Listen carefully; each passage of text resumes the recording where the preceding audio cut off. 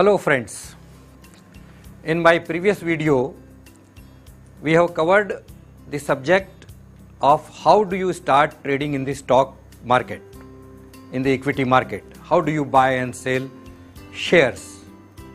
Now today we will talk little more in detail about not only that how do you open the account, what are the contents of your account opening form, what are your rights and obligations, what are the rates of the brokerage and other charges, and how do you ensure that you are dealing with the right approved people or intermediaries. So let's start with the selection of a broker.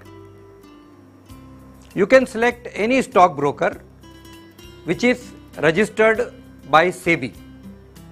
There is a registration number granted by the SEBI which starts with INB and then the number.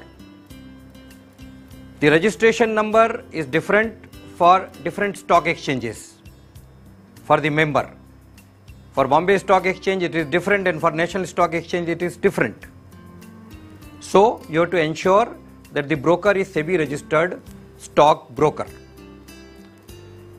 There are other intermediaries you may come across, the sub-broker and authorized person.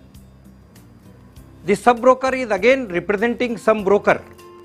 He is not doing the trade on his behalf, but he is helping you to do your trade on behalf of that broker with whom he is registered or he is a sub-broker. And this sub-broker also requires the registration certificate from SEBI. Whereas another category of intermediary, that is the authorized person. The authorized persons provide you the trading facility of the stockbroker, and he is registered with that stockbroker and that particular stock exchange. So when you select the authorized person or sub-broker or a stockbroker, you must ensure that they are properly duly registered by the regulators and or stock exchanges. This is the first very important thing. Then when you sign the contract, the agreement with the broker, your account opening form, you have to give certain details about yourself, the KYC, and you have to also sign certain undertakings, certain power of attorney, certain authorities, and also a form which requires that what are your obligations and what are your rights to protect your interest. You have to also know the risk management tools. So what are the risks attached to this transaction or this trade or dealing in the stock exchange? So all those documents you should read very carefully. There is something known as power of attorney which you give to the broker for completing the pay-in on your behalf. It means the shares lying which in your demat account can be directly transferred by that broker under that power of attorney to the stock exchange for your paying obligation. Paying obligation arises when you sell some shares. So every time, in order to avoid giving instructions for transferring the shares from your own demat account to broker clearing account for the paying obligation, many a client they prefer to give the power of attorney to the broker so that he can complete the obligation on behalf of the client for the paying. Once the broker has opened your trading account, completed the KYC formality, he uploads the information to a SEBI registered KRA, KYC Registering Authority. The advantage of KRA is that once you have completed your formality of account opening, the same can be used by any other broker, and the next time you don't have to do all this formality again. So there is a centralized registry which is registered by SEBI known as KRA. Now how do you place the orders with the broker? How do you start trading or executing your transactions? So my dear friends, there are several ways for that. When the broker opens your account, he gives you a unique client code which is unique. That client code you should always remember. You can place the order by calling to the broker's dealing office, give your name and your client code, and the dealer sitting there after verifying certain things will put the order in the system and confirm you the trade if you are online with him on telephone. You can also go physically to the broker's dealing office. Many brokers, they allow that kind of facility also. They have got dealing rooms for the retail clients. You can do it through placing the order by email to the broker, and you can also do on your own cell phone, mobile, through the mobile app, which many brokers allows or have the facility. So once you give the order, you can check up whether your order is executed or not, or you can seek a confirmation anytime. If you do through email, you want that confirmation through email, it comes to you. There are some automated messages which comes on your cell phone for the confirmation. And the most important document which you get in the evening is the contract note. The contract note carries the entire detail of your transaction. It has the name of the broker,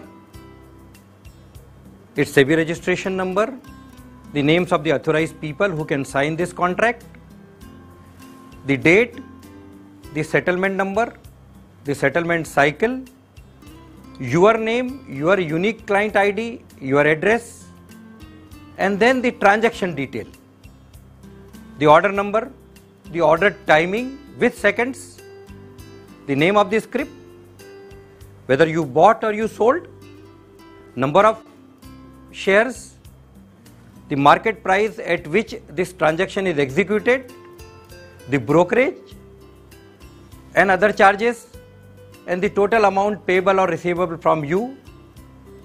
When I say other charges, it includes STT, it includes the transaction tax, it includes the service tax, it includes the turnover tax, whatever the broker is levying, which is there in your agreement with the broker. We'll come little later about the details of this charges in the brokerage, but the contract note contains all such information which can be verified by you even on the exchange website, so that no hanky-panky can be done by that broker about your transaction. These are all digitalized, all are recorded and sent to you. You may maintain in the file the contract, you can make the entries in your account books accordingly, and it's a foolproof system. You get messages also from the exchange, automated messages. You get from the brokers also your debits and credits of the day and your balance with the broker. So this is how you transact your trade in the market. Now let us go a little more in detail what kind of brokerage charges which a broker may levy. So as far as brokerage is concerned, SEBI has given only the outer limit, that the brokerage cannot be more than 2.5%, 2.5% of the value of the transaction. And this, when I talk, it is about the cash market. We'll come little later on the types of the market. So another charges is STT, securities transaction tax at the prevailing market rate. Then the service tax of the brokerage at the prevailing market rate. There are exchange turnover charges, SEBI tax, which are also added in the charges. So this is how your total charges, brokerage, STT, service tax, transaction charges, turnover charges, this all becomes your charges, which are shown separately. So you can verify your market rate anytime. Now the types of the market, you must know that.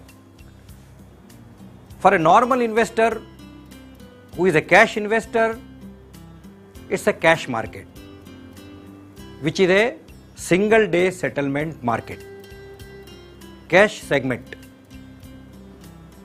you bought 500 shares of Reliance during the day, and you again sold 500 shares of Reliance during the day.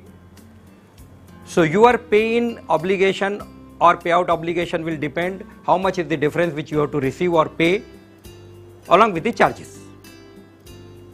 But if you don't settle that 500 purchase position before the closure of the market, you will have to pay the entire price for that 500 shares along with the charges on T+2 basis.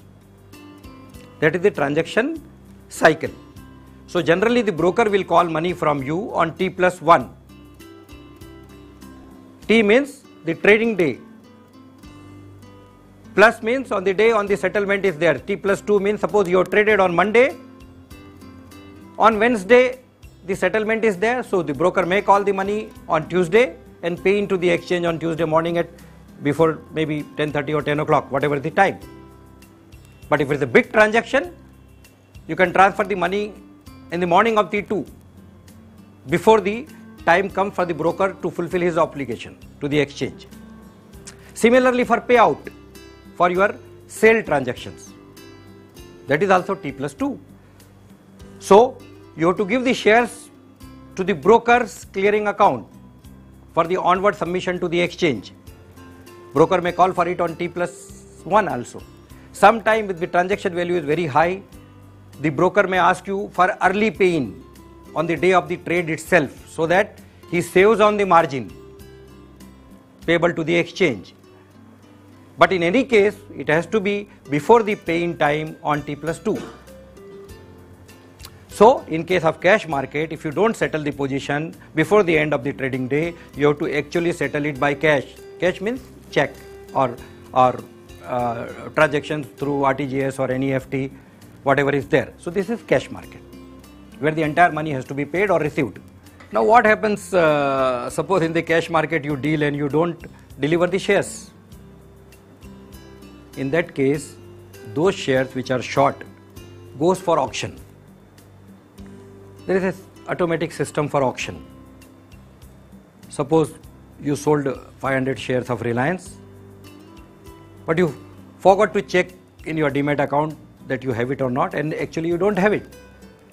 So you couldn't deliver it to the broker on T+1 or T+2 early morning. In that case, that much shares the broker will send short to the exchange. Now what happens to the person who bought these shares? Maybe through some other broker. So exchange has to give him the shares. So there is an auction mechanism. On the next day, on this same day, there will be auction for the short, and whatever price the shares are auctioned, it will be debited to you over the valuation price, and whoever other broker who has given a bid for the auction, he will deliver the shares next day, and the broker who had bought the share for his client will get the shares. So there will be difference of 2 days, but finally the person who bought will get the shares, and you have to bear that additional cost if the price has run up. So I think, friends, by now you are clear about your obligations, your rights, how to take or participate in the equity market, your account with the broker, how do you place the orders with the broker, what are the charges, brokerages, what happens, how to verify your transaction, and this will help you in your day-to-day dealing in the stock exchange through a broker. But however, if you need any further help, any clarification, any assistance, I am always available to you. Thank you.